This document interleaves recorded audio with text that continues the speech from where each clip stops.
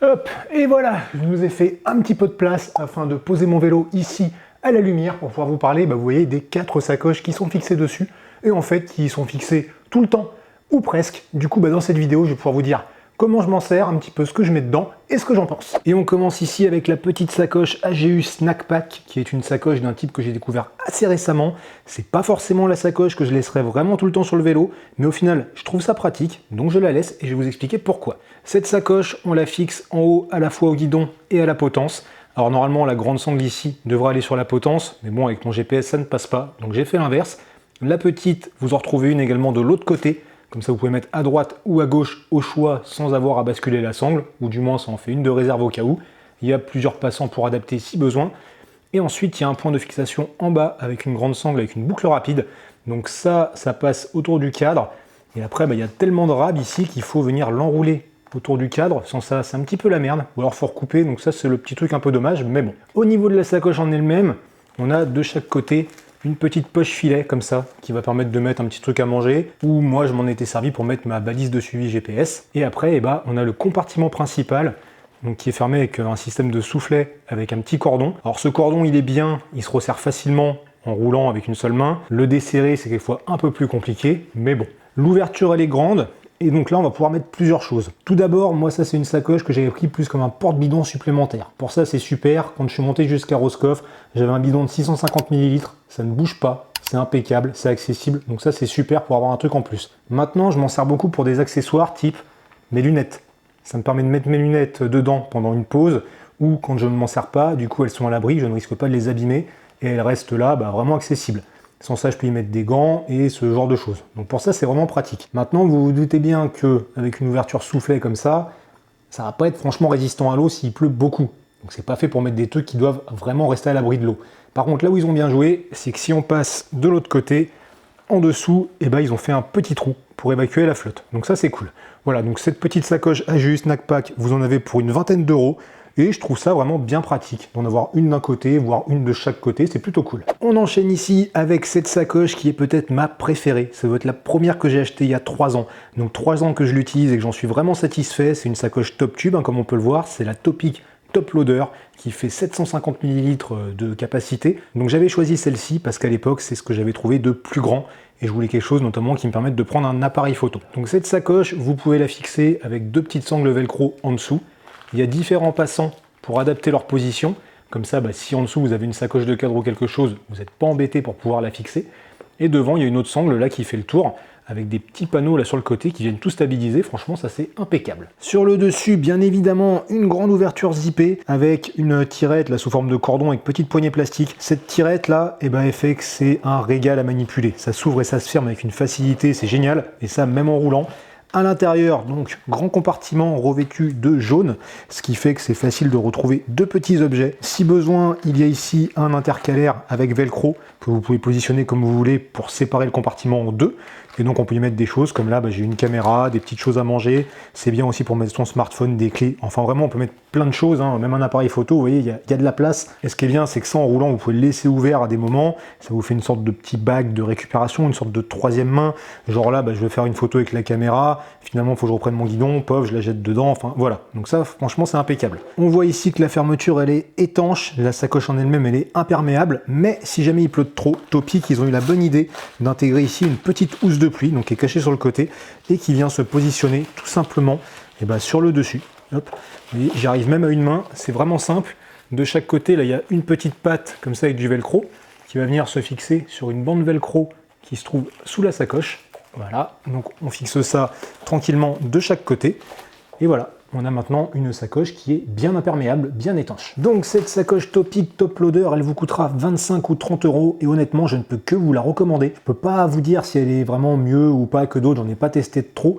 Mais moi, vous voyez, ça fait 3 ans que je la maltraite. Je la trouve vraiment pratique, je la trouve solide et je trouve que pour ce prix-là, franchement, c'est impeccable. Allez, pour la suite, sacoche, non, celle-ci, je vous la garde pour la fin. Je suis sûr que c'est celle qui vous intéresse le plus. Donc, pour le moment, je vais vous parler de cette petite sacoche de selle, la Zefal Z Adventure R5, petite sacoche de 5 litres qu'on va fixer en 3 points une sangle velcro ici pour la tige de selle et une sangle velcro pour chaque rail de selle. Et donc oui, sangle velcro plutôt que boucle rapide comme on voit souvent, et j'ai trouvé ça en fait vachement bien. C'est hyper rapide à installer, c'est très facile à régler, donc ça c'est pas mal du tout. Au niveau de la sacoche en elle-même, bon, on n'est pas sur les sacoches les plus légères du monde chez Zefal, on n'est pas sur les matériaux les plus premium, on est sur du très bon rapport qualité-prix. Voilà, celle-ci elle coûte 50 € et à ce prix-là vous avez quelque chose qui est très correct, qui est quand même solide. Voilà, c'est honnête, il n'y a pas de souci. J'ai aussi celle de 11 litres que j'ai déjà un petit peu maltraité, j'ai pas eu de souci avec. Donc voilà, ça c'est plutôt cool. Dessus vous avez de chaque côté des éléments réfléchissants. À l'arrière, ils ont mis une espèce de petit passant pour fixer une lampe ou un truc. Et en dessous, on voit qu'elle est bien dégueulasse. Parce que l'avantage de ce genre de sacoche de selle, c'est que ça vous fait aussi un très bon garde-boue. Sur le dessus, nous avons ici deux petites sangles velcro.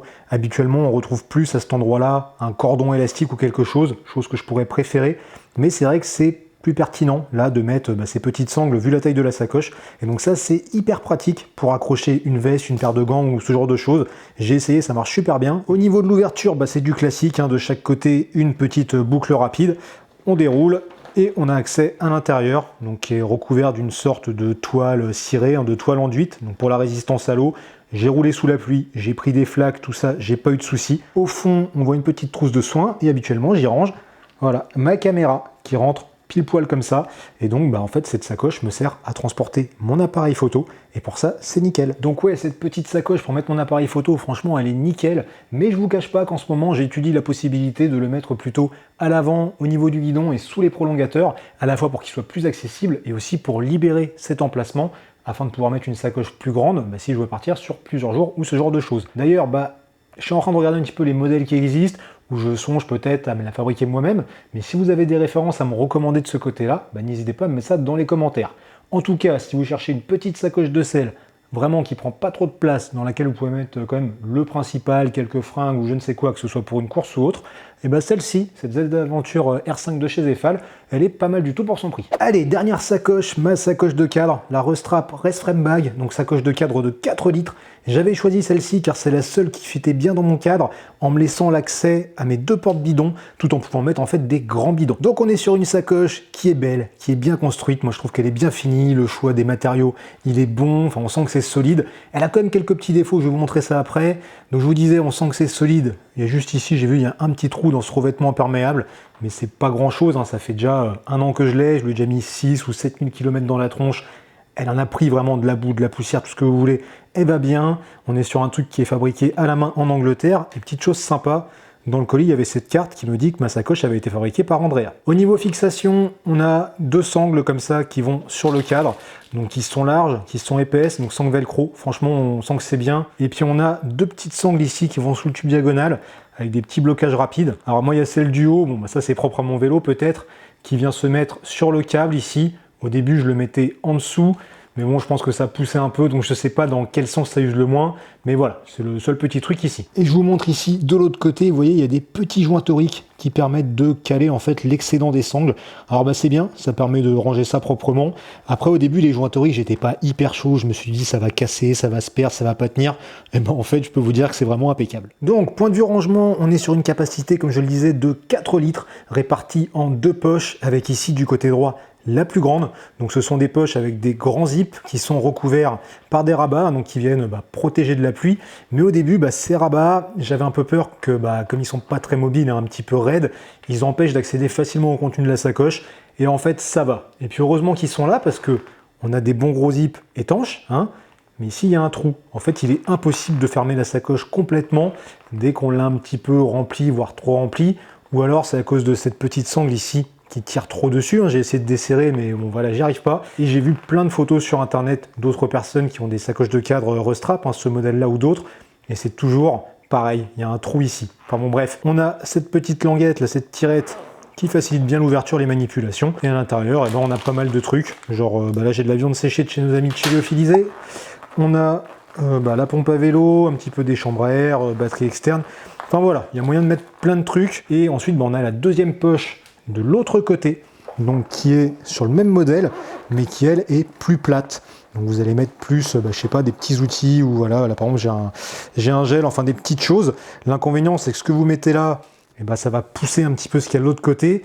donc c'est pas toujours facile de tout remplir. Et dernier truc intéressant, ici là, donc on voit pas, j'ai la batterie de ma lampe, et en fait il y a un passe-câble juste là, et donc ça c'est cool parce qu'en fait il est orienté vers le bas, ce qui fait que pareil l'eau ne peut pas rentrer, et donc le câble ressort là et ça me permet de le brancher à la lampe. Et voilà, et bah je sais pas ce que vous en pensez, mais moi cette Röstra Press Frame Bag, je trouve qu'elle est vraiment jolie, hein, que c'est vraiment une belle sacoche, et ce dont je suis sûr, bah, c'est qu'elle est solide et qu'elle est bien résistante à l'eau. Là pour 90 balles, on a vraiment un produit de qualité, mais qui a quand même des petits défauts avec surtout cette fermeture qu'il est difficile de fermer jusqu'au bout. Et moi je regrette un petit peu quand même les 4 litres de ma précédente sacoche Ortlieb. Là c'est 4 litres aussi, mais dans l'autre j'avais l'impression de pouvoir en mettre plus, et surtout avec une seule fermeture d'un côté et sans rabat, c'était un peu plus accessible. Mais autrement, si celle-ci vous fait envie, vous pouvez y aller, vous ne serez pas déçus. Bon, et bien je crois vous avoir dit tout ce que j'avais à vous dire sur ces 4 sacoches qui restent tout le temps ou presque sur mon vélo.